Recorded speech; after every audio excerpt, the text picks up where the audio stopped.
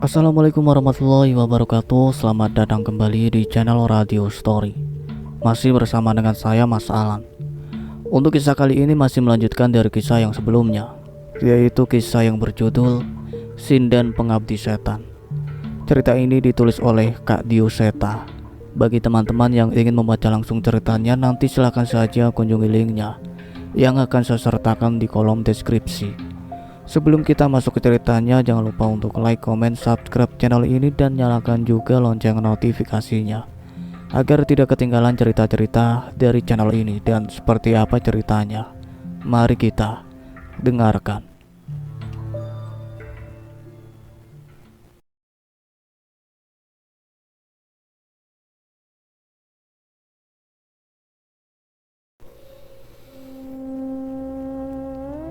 Suara tembang mengalun dengan indah diiringi irama gamelan. Kami tahu suara itu berasal dari padepokan Ki Joyo Talun, tempat tujuan kami. Mereka latihan malam-malam, tanyaku pada Sena. Iya mas, sepertinya mereka juga kangen pengen latihan. Setelah kepergian bapak, kami memang tidak mengadakan pementasan ataupun latihan, jelas mas Sena. Tepat saat kami memasuki pendopo, suara alunan musik itu berhenti. Mereka memberi salam kepada kami yang sepertinya mengganggu konsentrasi mereka. Monggo dilanjut saja, kami cuma sebentar, ucapku pada teman-teman Mas Sena. Enggak kok mas, sekalian kami juga mau istirahat, balas seorang sinden muda yang bergegas berdiri meninggalkan tempatnya. Aku menatapnya sekilas. Entah mengapa aku pernah merasa tidak asing dengan sinden itu. Namanya Naya, bukan sinden favorit, tapi dia yang paling rajin ngajakin yang lain latihan, ucap Mas Sena sambil mengajakku ke belakang. Kenapa Nan? Cantik ya? Goda Cahyo. Asem, gak gitu, cuma ngerasa gak asing saja sama dia, balasku. Mas Sena hanya tersenyum sambil mengajak kami ke sebuah ruangan yang dulunya adalah ruangan Ki Joyo Talun. Ada beberapa wayang yang dipajang berjajar ditancapkan pada sebuah rak. Ada juga beberapa peti penyimpanan yang biasa digunakan untuk menyimpan wayang. Monggo duduk dulu mas, istirahat dulu saja sebelum kembali ke desa Mas Jatmiko, ucap Mas Sena. Nggih Mas Sena, sekalian kami mau numpang mandi sebentar, balasku. Monggo mas, anggap saja rumah sendiri. Mas Sena pamit meninggalkan kami sebentar. Sepertinya ingin memberi pengarahan atau ngobrol sebentar dengan teman-temannya yang latihan tadi. Cahyo mandi duluan sementara aku memilih untuk berbaring sebentar di kursi rotan di ruangan ini. Monggo mas Cahyo, diminum dulu. Beberapa gelas kopi hangat diantarkan oleh Naya ke meja di hadapanku. Kedatangannya membuatku sedikit kaget. Ia tidak lagi mengenakan sanggulnya dan sudah menghapus riasannya. Anehnya penampilannya saat ini malah membuatku lebih nyaman untuk melihatnya. Iya, matur suwun. Tapi saya Danan, yang lagi mandi baru namanya Mas Cahyo, balasku. Oh alah, Mas Danan. Lagi tiduran jadi nggak kelihatan. Kalau Mas Danan sih saya sudah tahu, ucapnya. Aku sedikit mengernyitkan dahi. Apa mungkin Mas Sena yang mengenalkanku pada Naya? Dek Naya bisa tahu tentang saya dari mana? Mas Sena yang cerita, tanyaku penasaran. Nanya menggeleng dan mengambil posisi duduk di hadapanku. Aku memperbaiki posisi dudukku dan sedikit mengambil jarak darinya. Sebenarnya aku masih sedikit malu, karena sepertinya tubuhku sedikit bau setelah perjalanan tadi. Mas Danan ini putranya Nyai Kirana toh? Ucapnya. Iya, kok bisa tahu? Tanyaku bingung. Apalagi aku juga merasa sedikit canggung mendengar nama ibu disandingkan dengan panggilan Nyai. Kita pernah bertemu waktu kecil di desa Kandimaya. Tapi mungkin Mas Danan sudah lupa, ucapnya. Aku mencoba mengingat siapa saja yang pernah kutemui di desa Kandimaya saat kecil. Namun sepertinya aku tidak mengingat tentang Naya. Koncoku iki yo ngono Mbak Naya, kenalan wedoke akeh, dadine yo gampang lali. Ceplos Cahyo yang baru saja selesai. Wah, pembunuhan karakter itu melanggar pasal 7 Undang-Undang Pertemanan, balasku sambil menggeser segelas kopi jatahnya. Bercanda, guyon ya Mbak, temanku ini malah paling sulit dekat sama perempuan, ralat Cahyo sambil menyeruput kopinya. Nyamun tersenyum mendengar perbincangan kami. Yo wis, diminum, istirahat dulu, Naya tinggal dulu, ucapnya sambil pamit kepada kami. Enggak Denaya, matur suwun, balas Cahyo. Aku pun menyeruput kopi hitamku sebelum memutuskan untuk mandi. Cahyo mengeluarkan sepasang batu yang kami bawa dari langgar watu bumi dan meletakkannya di atas meja. Aku rak nyongko sing awake dhewe golek iki mung watu kaya ngene, ucap Cahyo. Iya Jul, tapi dibanding anehnya benda itu, aku lebih penasaran gimana ceritanya kamu bisa ketemu sama Eyang Widarpa waktu kecil, ucapku. Ya, sampai kemarin aku juga nggak tahu kalau itu Eyang. Wis, ntar aja ceritanya, tak mandi dulu, potongku sambil meledek Cahyo. Asem, awas, nggak tak ceritain lagi, teriak Cahyo sambil melemparkan sarungnya ke arahku. Terdengar suara kentongan dari warga yang berpatroli di desa Jatmiko pada malam itu. Terlihat Jatmiko juga ada di antara rombongan itu. Mas Danan, Mas Cahyo, gimana? Tanya Mas Jatmiko penasaran. Sudah Mas, semoga saja benda ini benar berguna, balasku. Mas Jatmiko menghela nafas lega, kantung matanya terlihat semakin besar, sepertinya ia juga kurang istirahat. Mas Jatmiko, lebih baik juga istirahat dulu, biar kami yang gantian jaga, ucap Cahyo. Jangan Mas, kalian juga pasti capek, istirahat dulu aja di rumah singgah, balas Mas Jatmiko. Kami setuju, dan Mas Jatmiko pun mengantar kami ke rumah singgah untuk beristirahat. Di rumah singgah kami segera meletakkan barang-barang kami di kamar dan mengobrol dengan Mas Jatmiko. Bukannya tidak mau istirahat Mas, tapi setiap kepikiran tentang warga desa, saya jadi tidak bisa tidur, ucap Mas Jatmiko. Walaupun sifatnya cukup keras dan sembrono, sepertinya Mas Jatmiko memang sangat perhatian dengan desanya. Aku sudah sadar saat mengetahui warga desa akrab dengannya, walaupun perangainya cukup keras. Mas, diminum dulu, ucap Cahyo yang membuatkan minuman untuk kami. Ini apa Mas? Tanya Mas Jatmiko yang heran dengan minuman yang dibuatkan oleh Cahyo. Jamu resep dari Pak Le, biar nggak gampang sakit, jawab Cahyo. Kami bertiga menikmati jamu buatan Cahyo yang masih hangat. Tak butuh waktu lama hingga jamu yang diberikan Cahyo pada Jatmiko bereaksi. Seketika suara Jatmiko menghilang digantikan dengan suara dengkuran. Wah, jamu ini Pak Le panjen ampuh ya Jul, ucapku. Iya Nan, kasihan kalau Mas Jatmiko memaksa diri begitu, balas Cahyo. Tapi jamu yang ini beda toh, tanyaku sambil menatap gelas yang diberikan Cahyo. Beda, itu obat kuat, biar kuat menghadapi kenyataan kalau kamu gagal deketin Naya, ledek Cahyo. Enak aja, siapa yang deketin? Kamu sendiri. Gimana sama Sekar? Tanyaku. Lah, itu beda, jawabnya singkat.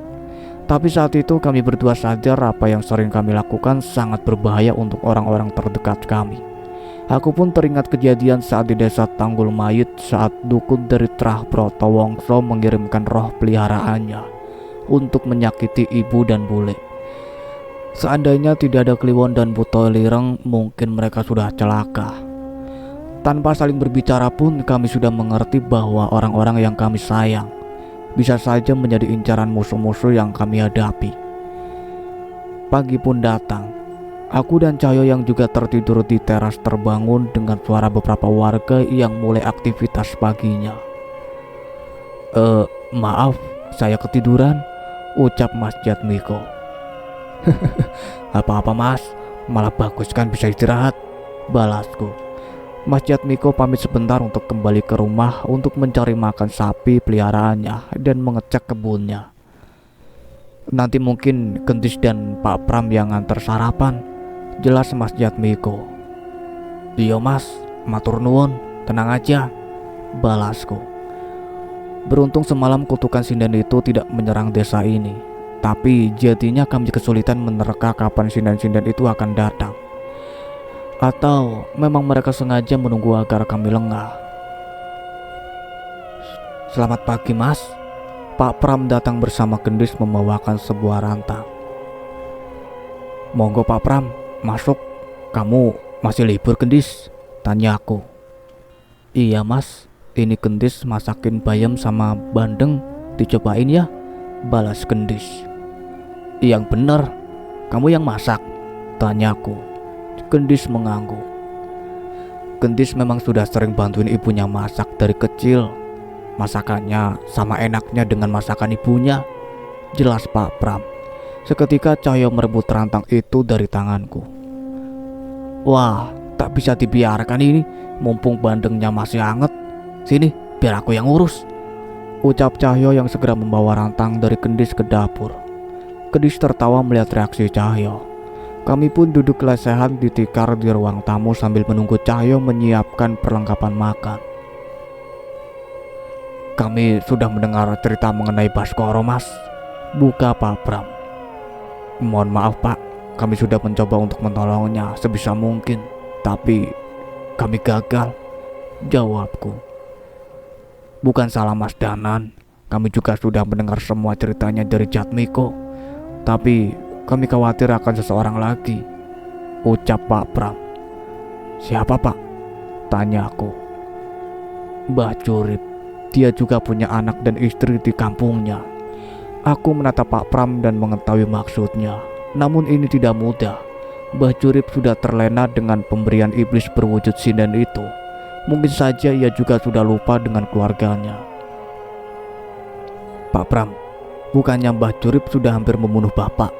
Tanyaku yang masih tidak menyangka Pak Pram masih berniat menolong Mbah Jurip setelah apa yang ia lakukan kepada Pak Pram. Itu urusan lain.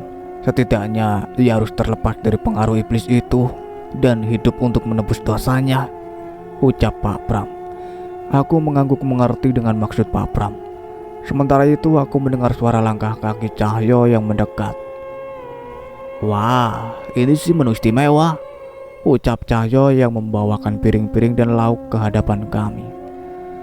Sebentar Jul, kayaknya ada yang salah, ucapku. Apa Tonon? Ucap Cahyo. Ini orang 4, kok ikan bandengnya cuma 3? Tanya aku. Wah iya, kayaknya ada kucing yang ngambil tadi di dapur, ucap Cahyo. Percaya, kucingnya pakai sayur kan?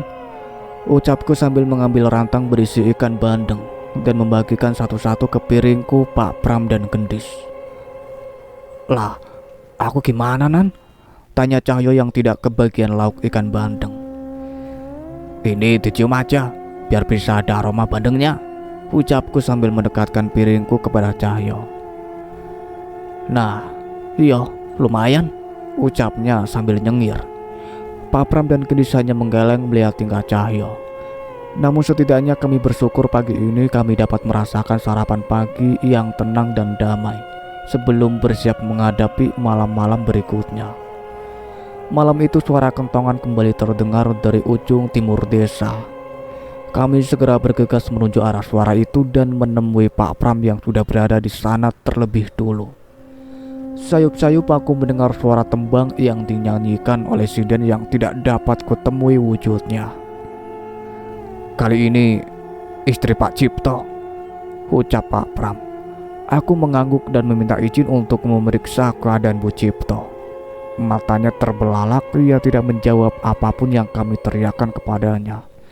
Ini yang kurasakan saat kami mendengar alunan tembang yang dinyanyikan sinden terkutuk itu. Ini Nan, Cahyo mengeluarkan sepasang batu yang kami bawa dari langgar Watu Bumi. Aku mencoba mendekatkannya pada Bu Cipto dan memukulkan batu itu satu sama lain. Bukan seperti suara batu yang saling beradu, tapi suaranya seperti sebuah besi yang beradu dan menciptakan gemak kecil yang panjang. Tolong! Tiba-tiba Bu Cipto tersadar. Ia terlepas dari kutukan tembang sinden itu. Cahyo, batu ini benar-benar berguna, ucapku pada Cahyo. Cahyo terlihat tersenyum senang ketika mengetahui usaha kami membuahkan hasil. Bu, ibu gak apa-apa, ucap Pak Cipto yang segera memeluk istrinya yang tengah ketakutan itu. Berhasil Mas Danan? Tanya Mas Jatmiko yang baru datang. Aku mengangguk dan seketika ekspresi Mas Jatmiko terlihat senang. Hal ini terjadi beberapa kali. Suara kentongan terdengar dari beberapa tempat menandakan ada korban lain. Namun setiap warga yang terkena kutukan bisa pulih dengan suara yang dikeluarkan oleh sepasang batu itu. Jatmiko berinisiatif mengumpulkan kentongan yang ada di setiap rumah warga dan membaginya dengan rata untuk memberi sinyal apabila ada warga yang terkena kutukan lagi. Dengan begitu, Pak Pram yang kami percayai memegang batu itu bisa dengan cepat menolong warga lainnya. Beberapa jam setelah tengah malam, suara tembang itu mulai tidak terdengar. Sudah tidak ada lagi warga yang terkena kutukan, Pak, tanyaku memastikan pada Pak Pram. Sudah Mas Danan, terima kasih, ucap Pak Pram yang mengembalikan kedua batu itu kepada kami. Aku saling bertatapan dengan Cahyo yang sudah mengerti maksudku. Kalian ingin kembali ke pendopo? Tanya Pak Pram. Iya Pak, kami harus mencari cara agar kutukan itu bisa benar-benar dimusnahkan, balasku. Berarti kalian ingin menghadapi lagi sinden-sinden itu lagi? Wajah Pak Pram terlihat khawatir. Iya Pak, tidak ada pilihan lain. Pak Pram mencoba mengerti niat kami, tapi sepertinya ia memang benar-benar khawatir. Kalian tidak perlu pergi ke pendopo, ucap Jatmiko yang baru datang dengan terengah-engah. Kami harus Mas. Mereka sudah datang sendiri, potong Mas Jatmiko. Seketika aku dan Cahyo panik. Kami segera meninggalkan balik desa menuju arah yang ditujukan oleh Jatmiko.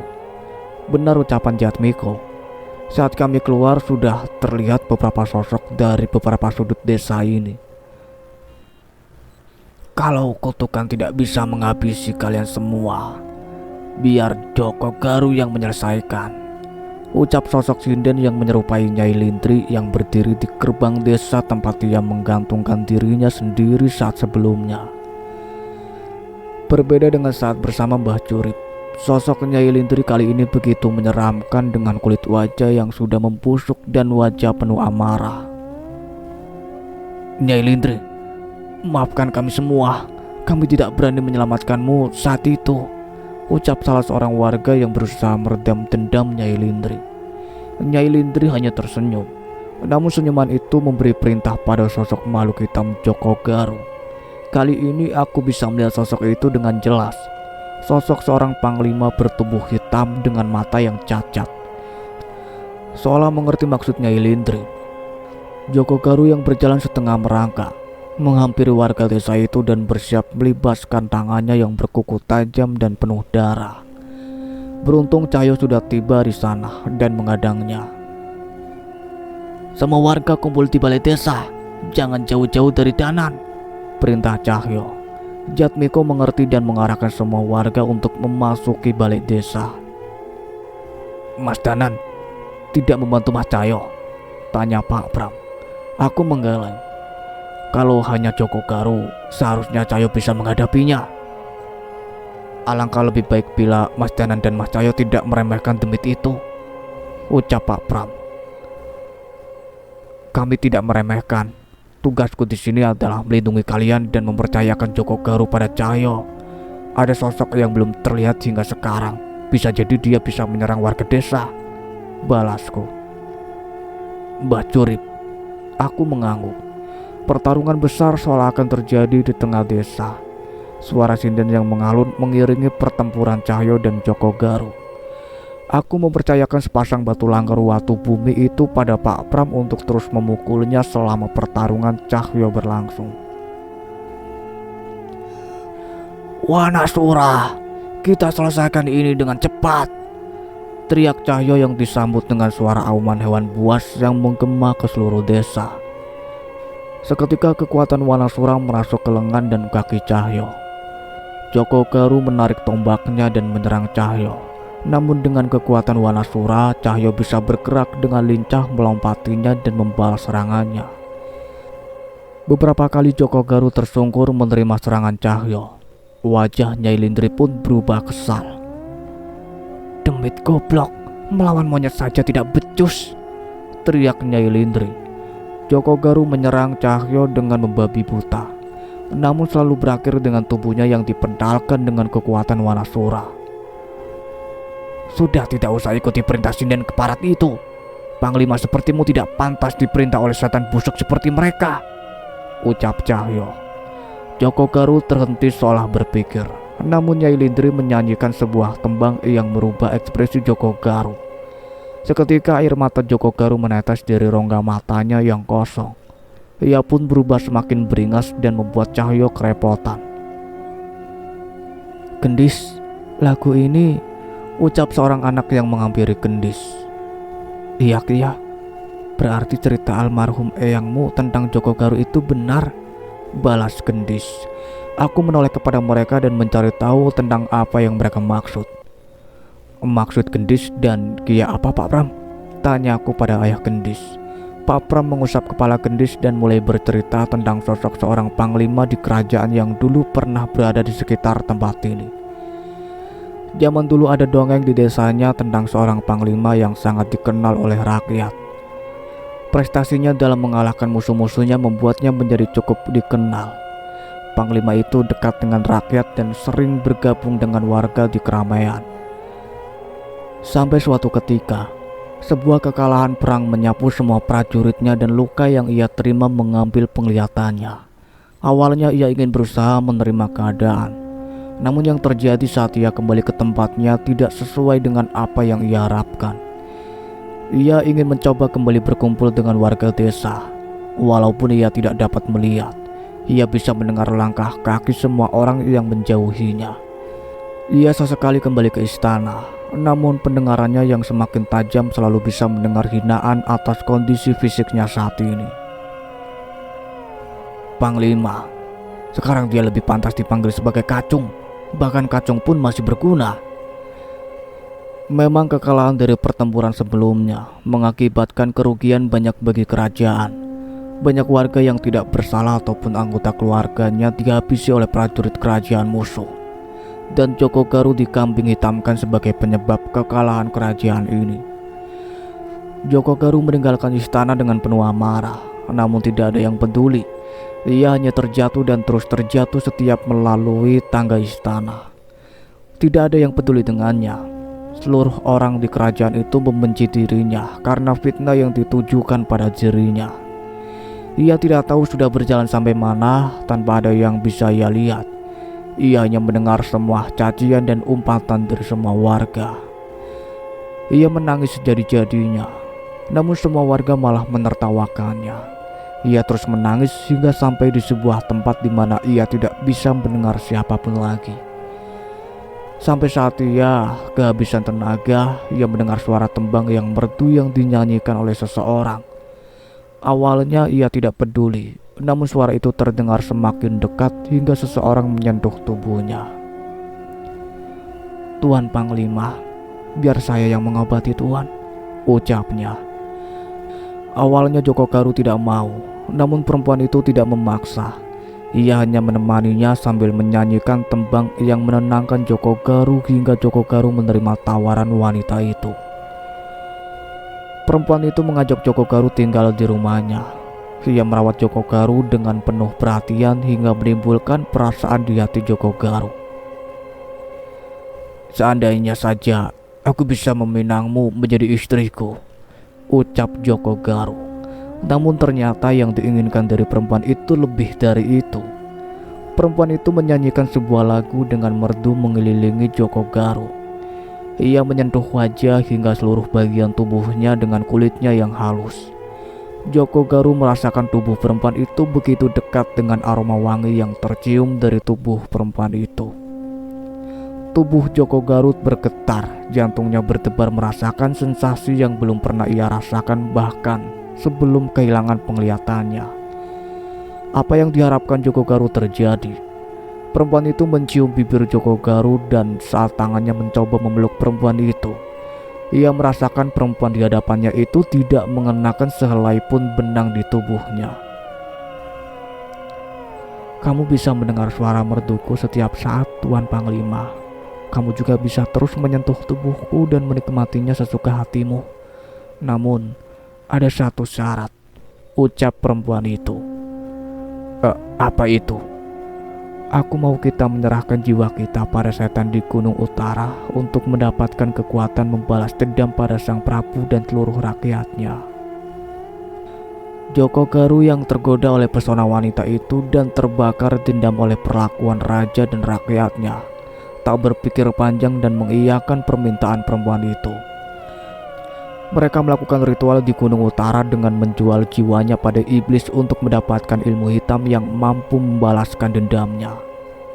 Kekuatan Joko Garut menjadi tak terkira. Ia menghabisi seluruh prajurit dan rakyat yang ia temui.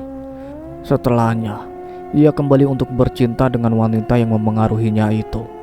Ia terus melakukan itu dan berhasil membunuh panglima dan pejabat kerajaan yang menghina dirinya. Namun saat ingin membunuh sang raja, serangannya terhenti. Raja berhasil menangkap wanita yang dicintai Joko Garut terlebih dahulu. Wanita itu tetap meminta untuk membunuh sang raja. Namun sang raja mengancam akan membunuh wanita itu jika Joko Garut melawan. Aku ingin melihat, apa kamu berani membunuh istrimu sendiri? Ucap wanita itu. Rupanya wanita itu adalah sang ratu yang pernah diusir dari istana. Ia ingin membalas dendam atas segala penghinaan yang diberikan kepadanya. Saat mengetahui kenyataan itu, Joko Garut kehilangan keinginannya untuk bertarung. Seluruh prajurit menangkapnya. Sang ratu yang berkhianat dan Joko Garut pun dihukum mati dengan dibakar hidup-hidup di alun-alun kota. Seburuk-buruknya dirimu, makhluk yang berada di tahta itu jauh lebih menjijikan, ucap sang ratu yang sudah terikat di sebuah tiang bersama dengan Joko Garut. Joko Garut tidak membalas ucapan itu. Setidaknya, biar tembang ini menemani perpisahan kita.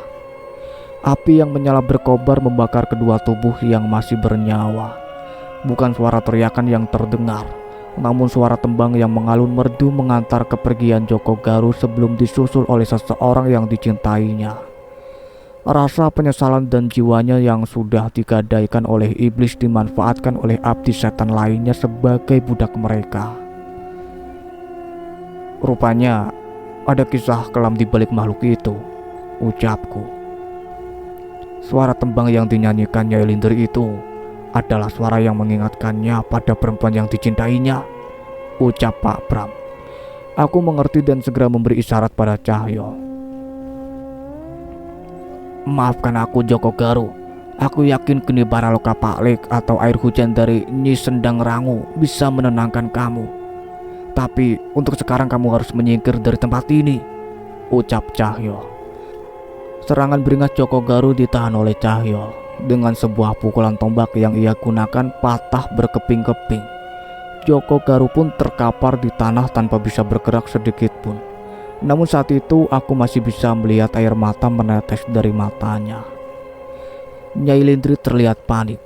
Namun kepanikannya seketika reda saat muncul sosok Sinden berwajah hitam keriput berjalan sedikit bungkuk menghampiri dirinya.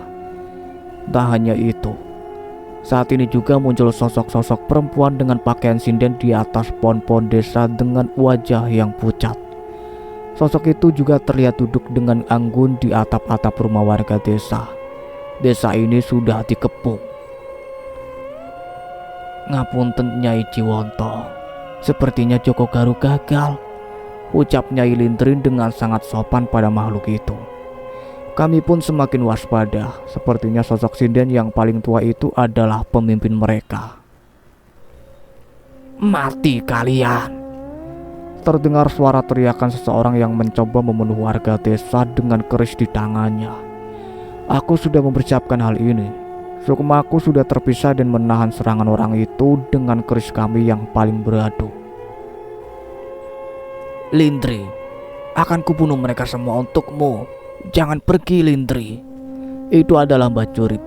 Seseorang yang sebelumnya sombong kini patuh terhadap sosok Siden yang ia banggakan di depan Baskoro.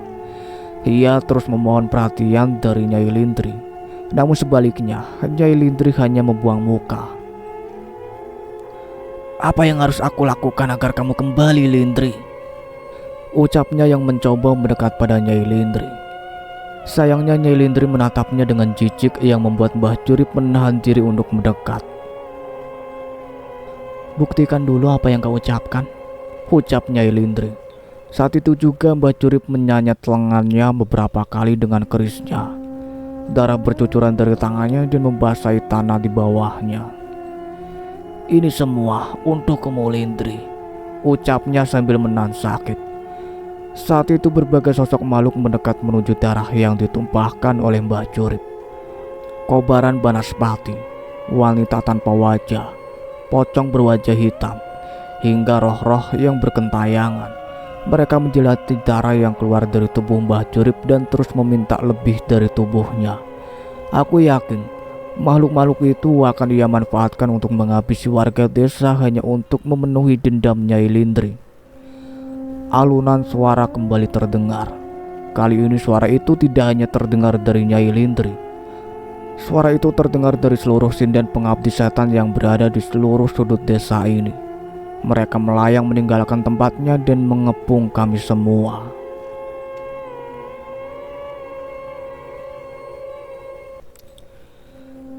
Cukup sekian ceritanya sampai di sini. Nantikan kelanjutan ceritanya. Saya akhiri. Wassalamualaikum warahmatullahi wabarakatuh.